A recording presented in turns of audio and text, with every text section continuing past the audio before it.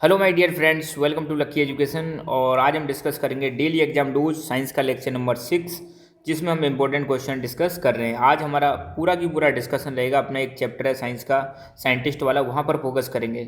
इससे पहले एक छोटी सी जानकारी, कल हमने जो लेक्चर बनाया था डेली एग्जाम डोज नंबर 5, उसमें एक मिस्टेक हो गई थी। हालांकि मैंने इसको पिन भी कर दिया था कि क्या मिस्टेक हो गई थी, कि जो हमने एक्चुअली क्या कर दिया था, टी का साइंटिफिक नेम कॉफ़ी की मतलब कॉफ़ी का पूछा था और उसकी जगह पे टी का लिख दिया था। ठीक है, हालांकि दो बच्चों ने इसको तुरंत आइडेंटिफाई भी किया था, तो thank you so much.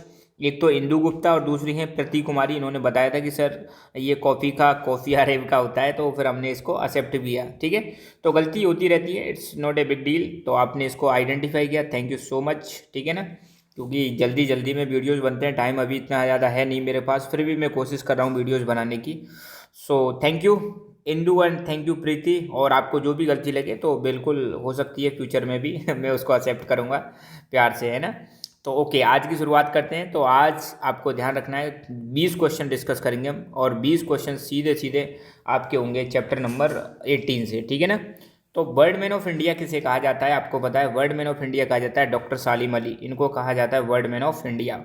Father of Indian nuclear program किसको कहा जाता है, तो father of Indian nuclear program कहा जाता है Homi Jehangir Bhabha. Father of plastic surgery हम किसे कहते हैं, तो फादर ऑफ प्लास्टिक सर्जरी बोलेंगे हम सुश्रुत। ठीक है ना।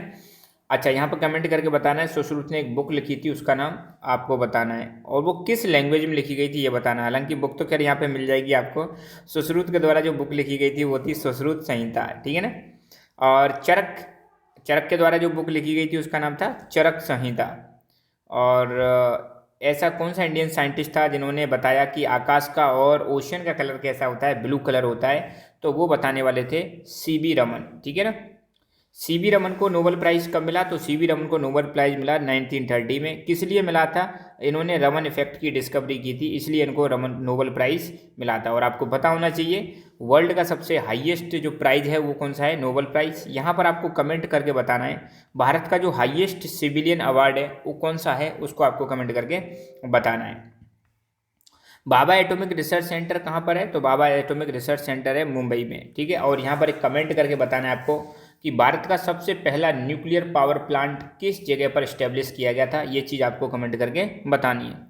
मिसाइल मैन ऑफ इंडिया के नाम से किसको जाना जाता है, तो डॉक्टर एपीजे अब्दुल कलाम को मिसाइल मैन ऑफ इंडिया के नाम से जाना जाता है, क्योंकि मिसाइल डेवलपमेंट में इनका बहुत ही बड़ा रोल है।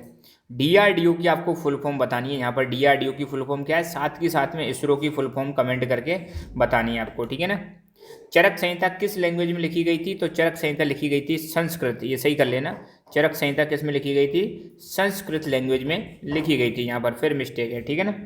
ओके, तो आपको बताना है कि जो डॉक्टर जहांगीर भाभा थे उनके अंडर में न्यूक्लियर रिएक्टर इस्टेब्लिश किए गए थे, तो उनका नाम क्या था, तो उनका नाम एक तो था अप्सरा, दूसरा जर्लिना और तीसरा था साइरस। 3 न्यूक्लियर रिएक्टर इस्टेब्लिश किए गए थे डॉक्टर होमी जहांगीर भाभा की अंडर में। ठीक है ना।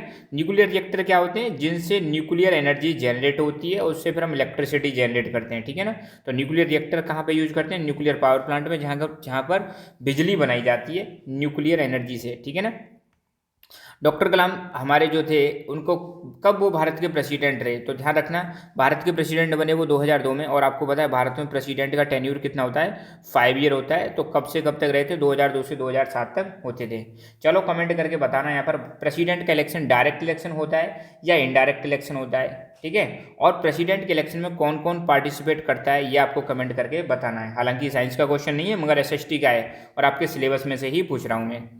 तो ऐसे कौन से भारत के पहले इंडियन, ऐसे कौन से फर्स्ट इंडियन थे जिन्होंने सिस्टमेटिक सर्वे किया वर्ड्स का, पक्षियों का सिस्टमेटिक सर्वे करने वाले भारतीय का नाम बताना है, तो वह हैं डॉक्टर सालिम अली, जिनको बर्डमैन ऑफ इंडिया के नाम से जाना जाता है।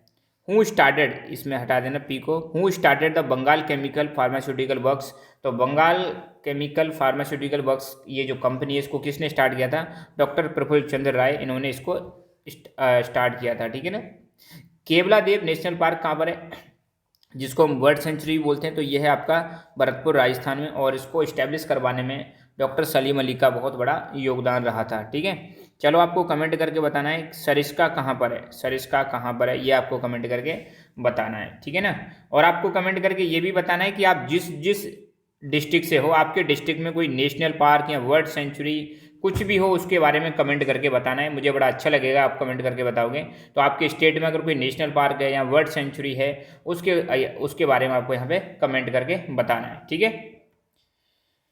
Right the name of autobiography of doctor Salim Ali. Doctor Salim Ali की जो ऑटोबायोग्राफी थी उसका नाम क्या था, तो उसका नाम था the fall of sparrow, sparrow का गिरना, जिसकी वजह से इनकी लाइफ में टर्निंग पॉइंट आ जाता है और ये इनका इनका जो लगाव है या ये ऑर्निथोलॉजी की स्टडी करने लग जाते हैं, मतलब वर्ड्स की स्टडी करने लग जाते हैं। जैसे ही इनकी लाइफ में जब स्पैरो गिरता है, जब ये टॉय गन चलाते हैं तो उससे एक स्पैरो की डेथ हो जाती है, तभी से इनका मतलब लगाव हो जाता है किधर, पक्षियों की स्टडी करने में। तो पक्षियों की स्टडी करने वाली जो साइंस है उसको हम क्या बोलते हैं, ऑर्निथोलॉजी। क्या बोला जाता है उसको, ऑर्निथोलॉजी बोला जाता है। तो डॉक्टर सलीम अली कौन थे, ऑर्निथोलॉजिस्ट थे, है ना। साइंस डे कब सेलिब्रेट करते हैं, तो भाई 28 फरवरी को हम क्या सेलिब्रेट करते हैं, साइंस डे सेलिब्रेट करते हैं। Right the name of 3 doshas of Ayurveda. Ayurveda के अनुसार हमारी बॉडी में 3 प्रकार के दोषेस होते हैं, वात, पित्त और कफ। अगर ये बैलेंस रहते हैं तो हमारी बॉडी हेल्दी रहती है, और इनमें से कोई भी चीज़ अगर डिसबैलेंस हुई तो हमें बीमारी का शिकार हो जाते हैं। और ये वात, पित्त, कफ के बारे में बात करने वाले जो हमारे महान ऋषि कह लो या साइंटिस्ट कह लो, तो वो थे हमारे चरक। कौन थे, चरक थे, ठीक है ना। जीरो का आविष्कार किस कंट्री में हुआ था, तो आपको पता है भारत में हुआ था, आर्यभट्ट ने किया था जीरो का आविष्कार। तो यहाँ पर आज के क्वेश्चन हमारे कंप्लीट होते हैं, ठीक है। और यहाँ पर मैं 2-3 क्वेश्चन और दे देता हूँ। चलो, एक क्वेश्चन नंबर 1 आपको बताना है, क्या बताना है, किंग ऑफ एसिड्स किसे कहा जाता है, नंबर 1। नंबर 2, एपिग्लोटिस का फंक्शन बताना है, एपिग्लोटिस क्या होता है। नंबर 3, बायोडीजल ट्रीज कौन कौन से हैं, कौन से ट्री से बायोडीजल ट्रीज के बारे में बताना है। एक क्वेश्चन चलो और दे देते हैं आपको, एंडेमिक स्पीसीज क्या होती हैं, एंडेमिक स्पीसीज के बारे में कमेंट करके बताना है, ठीक है। तो आज के लिए इतने ही question. So thank you so much, keep learning, keep enjoying, खुश रहो, मुस्कुराते रहो। जय हिंद, जय भारत।